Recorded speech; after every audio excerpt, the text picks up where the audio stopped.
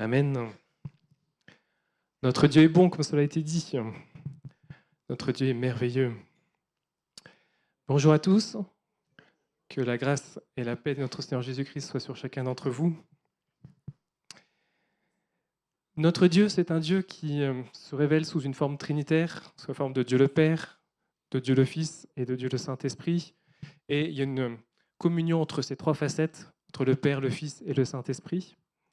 Et la parole de Dieu nous enseigne que l'homme a été créé à l'image de Dieu. Et quand Adam a été créé, au début, il y avait une communion entre Adam et Ève et avec Dieu. Aristote a dit que l'homme est un être social. La nature l'a fait pour vivre avec ses semblables. Les êtres humains ont un besoin vital de contact avec d'autres personnes, mais les êtres humains ont aussi un besoin vital d'être en contact avec leur Créateur. Et la parole de Dieu, dans 1 Corinthiens au chapitre 1 et au verset 9, nous dit « Dieu est fidèle, lui qui vous a appelé à la communion de son Fils, Jésus-Christ, notre Seigneur. » Lui qui vous a appelé à la communion de son Fils. Sa parole de Dieu nous enseigne que nous devons chercher la communion avec notre Seigneur Jésus-Christ. Ce que je propose de voir ce matin, c'est qu'est-ce que la communion et comment développer notre communion avec Dieu. Le terme qui est utilisé ici dans la parole de Dieu en grec, c'est le terme koinonia. C'est un terme qui signifie à la fois la communion avec nos frères et sœurs et aussi la communion avec notre Père Céleste. La communion avec nos frères et sœurs, c'est le fait d'aimer son prochain comme soi-même. Nous en avions parlé il y a 15 jours. Et donc aujourd'hui, nous allons parler de la communion avec Dieu, sur comment développer notre communion avec Dieu. Un autre passage dans 1 Jean, chapitre 1, au verset 3, nous dit « Ce que nous avons vu et entendu, nous vous l'annonçons à vous aussi, afin que vous aussi, vous soyez en communion avec nous. Or, notre communion est avec le Père et avec son Fils, Jésus-Christ. » Alors, qu'est-ce que la communion ?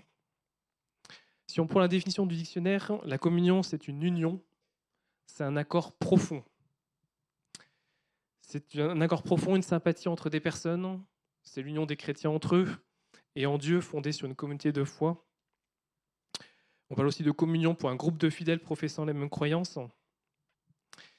Et je me suis attardé plus sur la définition de union. La communion, c'est l'union. Et dans l'union, il y a la notion de liaison intime, de relation étroite entre deux ou plusieurs personnes,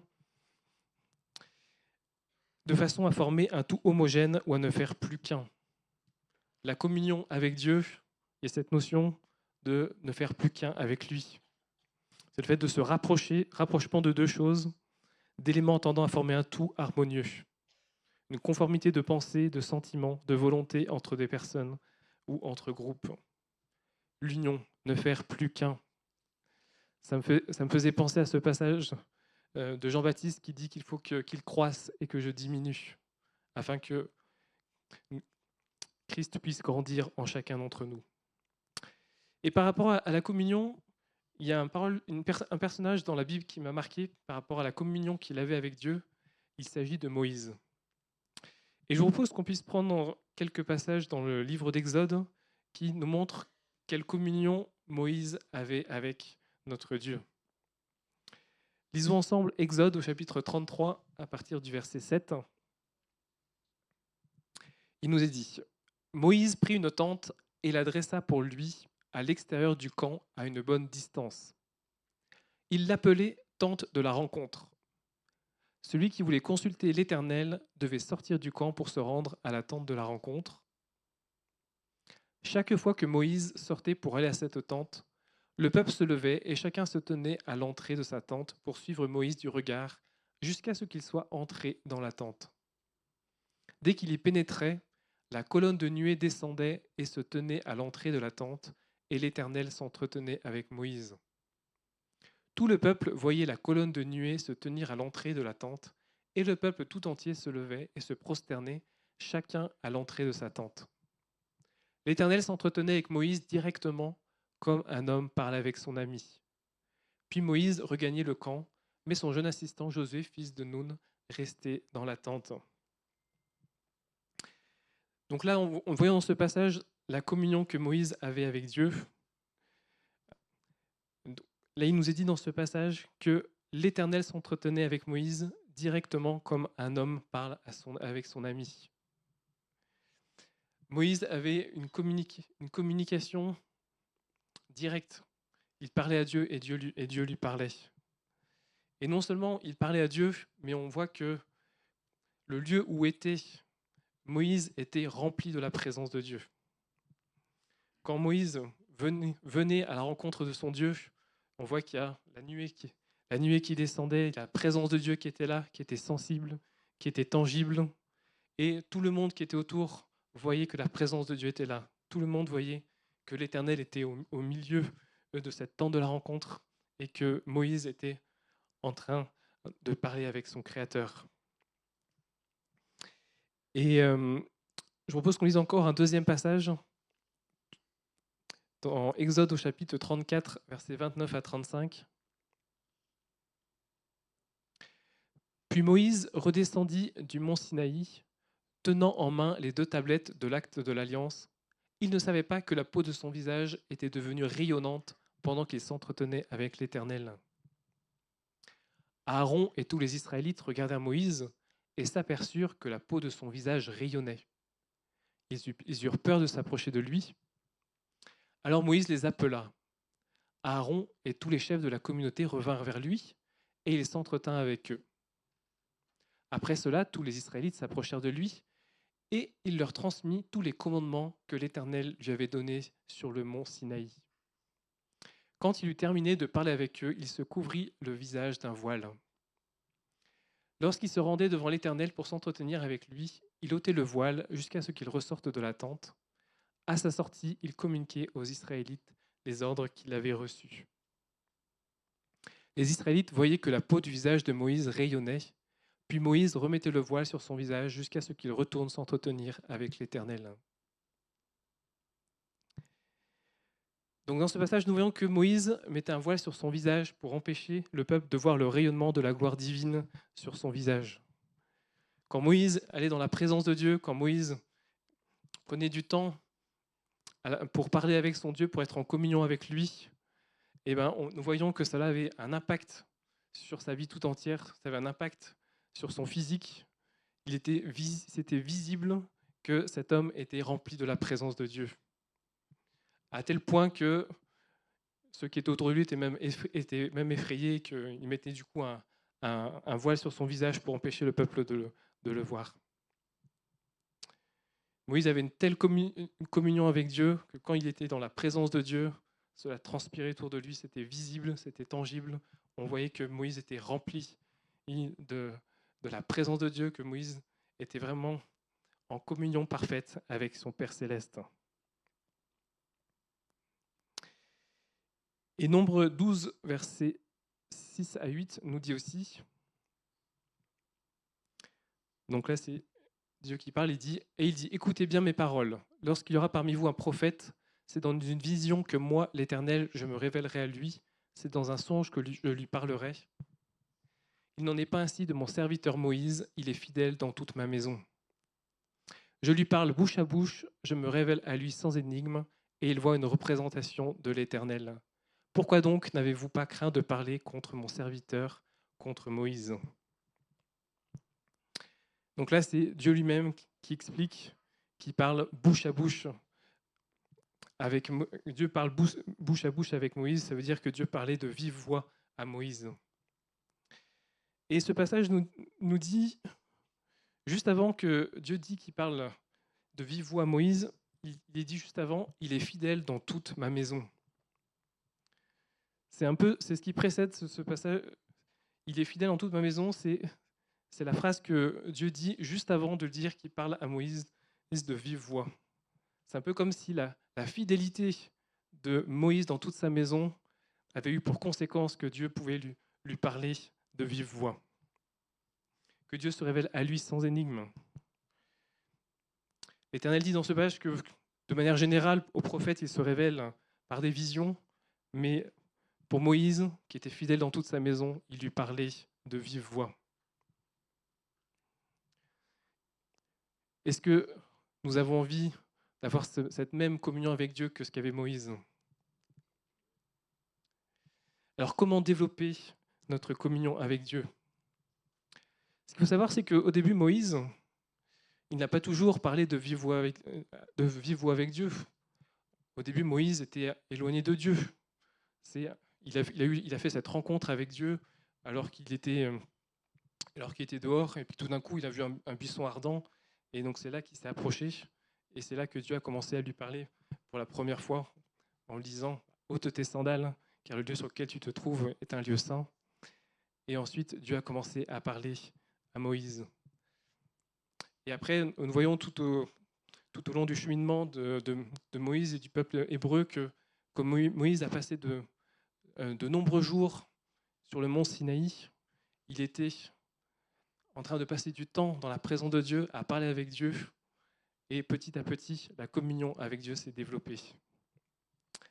Alors comment développer sa communion avec Dieu? Tout d'abord, pour pouvoir développer sa communion avec Dieu, le premier point, c'est qu'il faut le désirer. Le souhait de Dieu, c'est que tous soient en communion avec lui, mais Dieu, c'est un gentleman, il laisse chacun libre.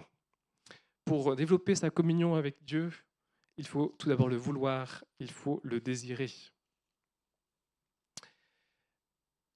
Un psalmiste des fils de Corée disait « Comme une biche soupire après des courants d'eau, aussi mon âme soupire après toi, ô Dieu. Mon âme a soif de Dieu, du Dieu vivant. Quand irai-je et paraîtrai-je devant la face de Dieu ?» Là, ce psalmiste soupirait à être dans la présence de Dieu. Son âme soupirait à être près de son Créateur. Il avait soif de Dieu. Il voulait plus de Dieu. Il avait cette volonté de le connaître davantage. David aussi nous dit dans le psaume 63, versets 1 à 2, il nous est dit que lorsqu'il était dans le désert, il dit « Ô Dieu, tu es mon Dieu, je te cherche. Mon âme a soif de toi. Mon corps soupire après toi dans une terre aride, desséchée, sans eau. » David dit « Je te cherche. Mon âme a soif de toi. » David cherchait Dieu. Il était dans une démarche active. Il aspirait à vivre des moments de communion avec Dieu. Pour développer sa communion avec Dieu, il faut le vouloir et le chercher activement. Méditer la Bible est aussi un moyen que Dieu nous met à disposition pour pouvoir développer notre communion avec Dieu. Méditer la parole de Dieu, c'est la soumettre à une longue et mûre réflexion. Il ne s'agit pas de la lire pour la lire, il s'agit de réfléchir, chercher à comprendre ce qu'elle dit, qu'est-ce que Dieu veut nous dire, comment Dieu souhaite que je la mette en pratique. La Bible, c'est un formidable livre que Dieu nous a laissé, qui nous permet de mieux le connaître, qui permet de mieux connaître ce qui lui plaît, ce qui lui déplaît, et notamment de connaître ce qu'est le péché. La Bible, c'est la parole de Dieu. Et à ce titre, quand nous prenons du temps à lire la Bible, c'est comme si nous prenons du temps à écouter Dieu, et cela développe notre communion avec lui. Le psaume 1 au verset 2 nous dit « Heureux l'homme qui trouve son plaisir dans la loi de l'Éternel et qui la médite jour et nuit. » Heureux l'homme qui médite la parole de Dieu jour et nuit. Et le psaume 119 aussi, versets 10 à 15, nous dit « Je te cherche de tout mon cœur, ne me laisse pas égarer loin de tes commandements. Je serre ta parole dans mon cœur afin de ne pas pécher contre toi. Béni sois-tu, ô Éternel, enseigne-moi tes statuts. De mes lèvres, j'énumère toutes les sentences de ta bouche. Je me réjouis en suivant tes préceptes, comme si je possédais tous les trésors. Je médite tes ordonnances, j'ai tes sentiers sous les yeux.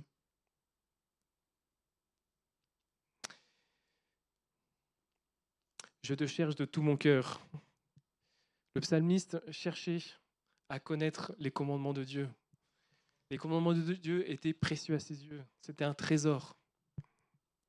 Il méditait les commandements de Dieu afin de les mettre en pratique. Comment méditer? Comment développer sa communion avec Dieu? Nous avons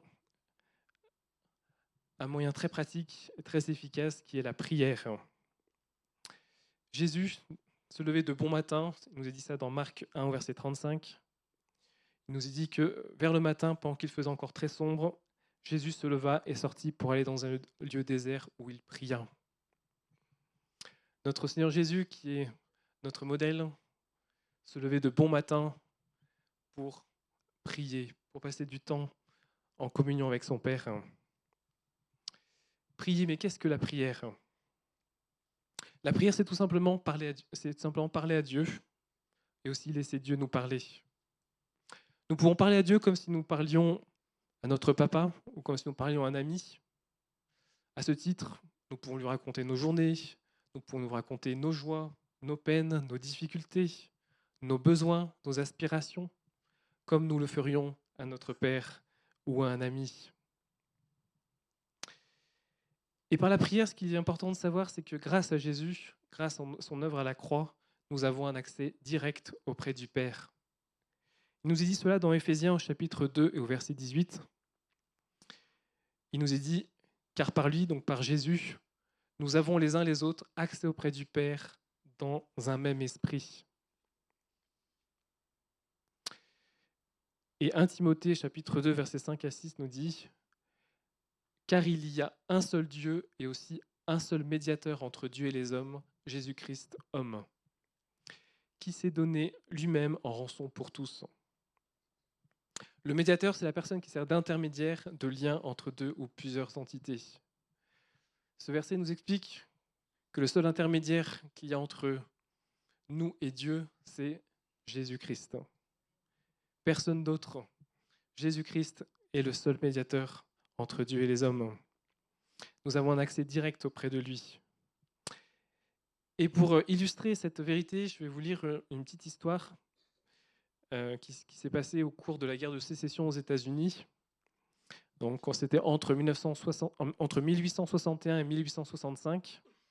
Donc, ça se passait à la Maison-Blanche, où Abraham Lincoln était alors président des États-Unis. Et à ce titre, il était chaque jour assailli par de nombreuses personnes qui voulaient le rencontrer. C'était surtout des représentants du gouvernement, des parlementaires, des généraux, des diplomates, mais également toute une population qui était impatiente d'avoir une entrevue. Et chacun espérait obtenir une faveur pour soi, pour un parent, pour un ami. Et quand il venait, donc un secrétaire prenait les noms, et ensuite il revenait en disant il vous faut attendre un moment, le président ne peut pas vous recevoir tout de suite. Et au milieu de cette foule, il y a un petit garçon qui s'est faufilé. Il est passé en courant devant tout le monde. Hop, il a fait un petit signe de main au secrétaire. Et ensuite, il ouvre la porte et il rentre sans frapper dans le bureau du président Abraham Lincoln. Et les gens qui attendaient ont manifesté leur mauvaise humeur de voir cet enfant qui entrait ainsi, sans manière, au lieu d'attendre leur tour. Mais un des secrétaires leur a dit, il s'agit de Tad, le fils du président. Et son père a donné cette consigne, n'empêchez jamais Tad de venir vers moi. De même, nous aussi, nous avons le privilège d'avoir un libre accès auprès de notre Père, auprès de notre Dieu, le Créateur de l'univers, qui a donné son Fils, Jésus-Christ, pour nous sauver et nous donner la vie. Jésus a versé son propre sang afin de payer les conséquences de notre péché, ce qui nous permet d'aller à lui. Nous avons bien plus que le président des États-Unis d'Amérique, nous avons le seul vrai Dieu, toujours prêt à nous écouter et à répondre à nos besoins. Il n'est jamais plus éloigné de nous que de la distance d'une prière. Par rapport à la prière, quelqu'un a dit « Celui qui prie avec foi n'a pas besoin de longs discours. » Je le répète, celui qui prie avec foi n'a pas besoin de longs discours. Cette citation signifie que la foi sincère et profonde dans la prière est plus importante que de parler longuement et de manière répétitive. Ce n'est pas le fait de répéter 10 ou 15 fois la même chose qui va changer la situation, mais c'est la foi que nous avons dans la prière que nous faisons. Cela souligne l'importance de la sincérité et de la conviction dans la pratique de la prière. Il est préférable d'avoir une foi authentique et une connexion spirituelle à Dieu forte dans la prière plutôt que de se concentrer uniquement sur les mots et les discours prononcés. La qualité de la foi est plus importante que la quantité de paroles prononcées lors de la prière. Et par rapport à la prière, quelqu'un d'autre a dit, la prière est la respiration de l'âme.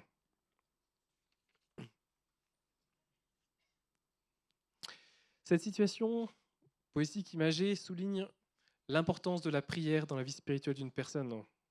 En comparant la prière à la respiration, son auteur souligne que tout comme la respiration est essentielle à la vie physique, la prière est essentielle à la vie spirituelle.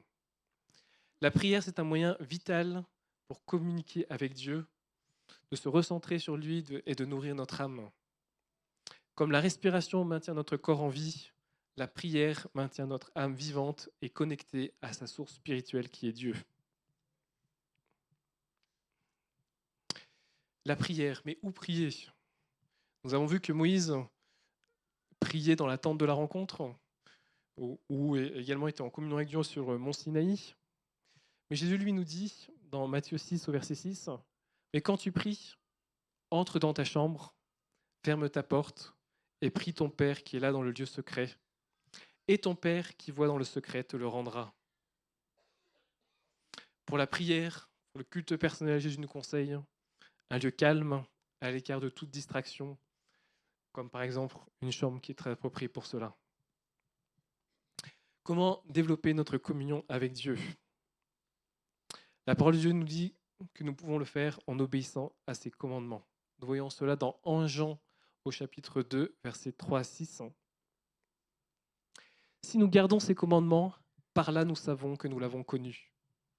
Celui qui dit « je l'ai connu » et qui ne garde pas ses commandements est un menteur, et la vérité n'est point en lui. Mais celui qui garde sa parole, l'amour de Dieu est véritablement parfait en lui. Par là nous savons que nous sommes en lui. Celui qui dit qu'il demeure en lui doit marcher aussi comme il a marché lui-même.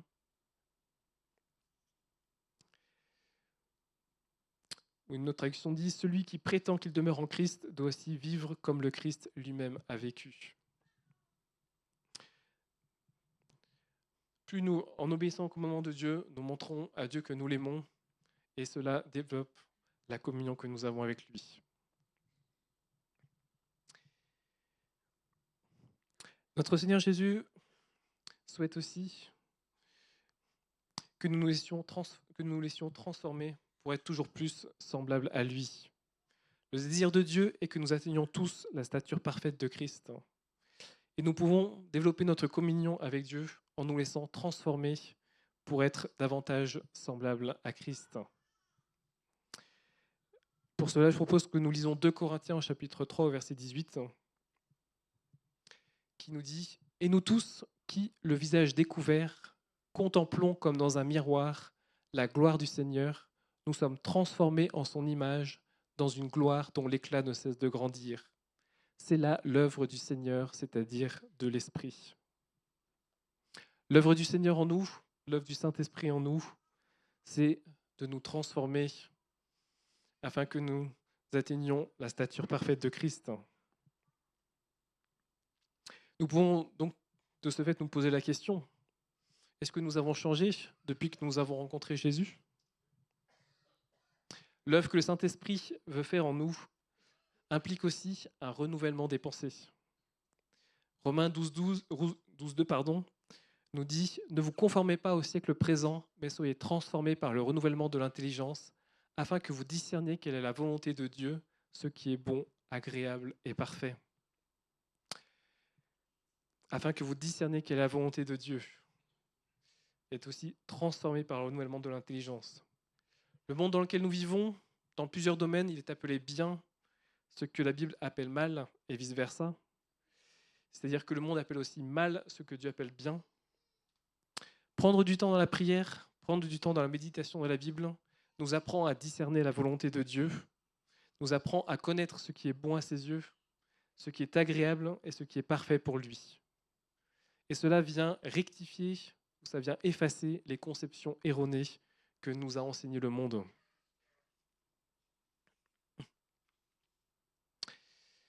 Søren Kierkegaard, qui est un théologien, un philosophe, un écrivain et un poète danois protestant, a dit « La prière ne change pas Dieu, mais elle change celui qui prie. La prière change celui qui prie. Ce changement, cette transformation, Dieu la fera dans nos vies par son Saint-Esprit aussi vite que nous le laissons agir. Le Saint-Esprit ira au rythme que nous le laissons faire et au rythme de notre obéissance à ses commandements. Comment développer notre communion avec Dieu? En menant une vie sainte. La parole de Dieu nous enseigne que c'est le péché qui nous empêche d'avoir une communion avec Dieu. Nous voyons cela dans Ésaïe au chapitre 59, versets 1 à 2, qui nous dit « Non, la main de l'Éternel n'est pas trop courte pour sauver, ni son oreille trop dure pour entendre. Mais ce sont vos crimes qui mettent une séparation entre vous et Dieu. Ce sont vos péchés qui vous cachent sa face et l'empêchent de vous écouter. » La parole de Dieu est claire. Elle nous dit que c'est nos péchés, ce sont nos péchés qui mettent cette séparation entre nous et lui. Mais qu'est-ce que le péché? Le péché, c'est une offense faite à Dieu. C'est un manque d'amour envers Dieu, c'est un manque d'amour envers son prochain ou envers soi-même.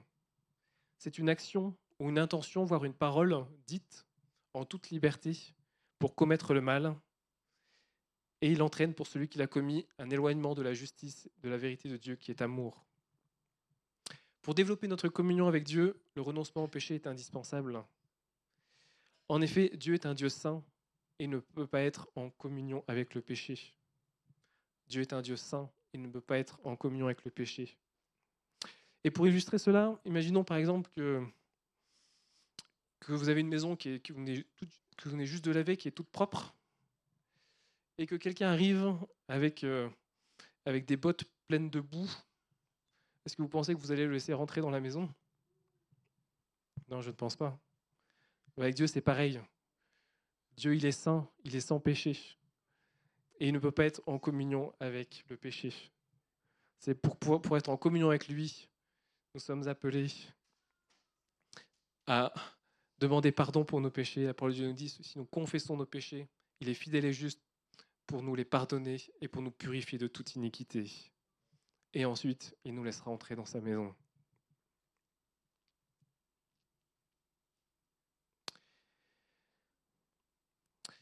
Est-ce que cela signifie que nous n'allons plus jamais pécher? Pour cela, je propose que nous lisons 1 Jean chapitre 3, versets 6 à 9. Il nous est dit « Quiconque demeure en lui ne pêche point.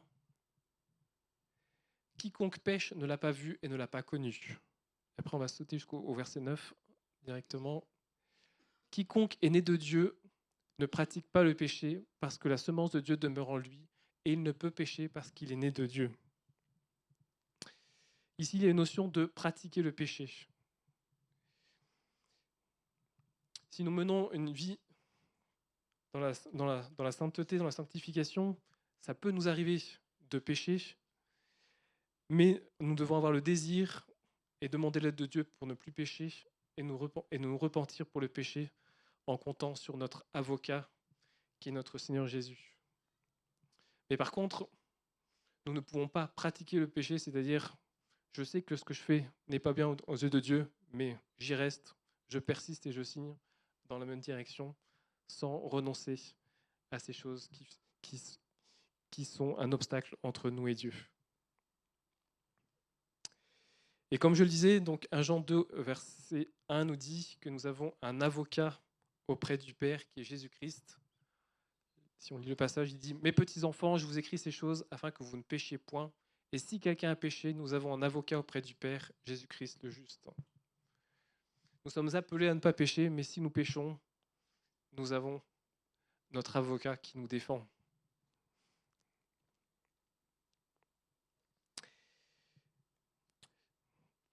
Pour conclure, je vais appeler l'équipe de louange à venir me rejoindre. Mère Teresa, qui était une religieuse renommée pour son engagement envers les pauvres, a dit cette citation « La communion avec le Christ nous donne notre force, notre joie et notre amour. » La communion avec le Christ nous donne notre force, notre joie et notre amour. Avons-nous besoin de la force, de la joie et de l'amour de Dieu? Développer notre communion avec Dieu en est la solution. Pour cela, nous avons vu l'importance de la désirer, l'importance de méditer la parole de Dieu, d'obéir à ses commandements et de nous laisser transformer et de mener une vie sainte. Et je terminerai avec ce verset qui est une promesse dans 1 Jean chapitre 3, versets 22 et 23 qui nous dit « Quoi que ce soit que nous demandions, nous le recevons de lui parce que nous gardons ses commandements et que nous faisons ce qui lui est agréable. » Et c'est ici son commandement que nous croyions au nom de son Fils Jésus-Christ et que nous aimions les uns les autres selon le commandement qu'il nous a donné. Quoi que ce soit que nous demandions, nous le recevons de lui parce que nous gardons ses commandements. Si nous sommes en communion avec Dieu, quoi que ce soit que nous demandions à Dieu, il va nous le donner. Amen. Alléluia.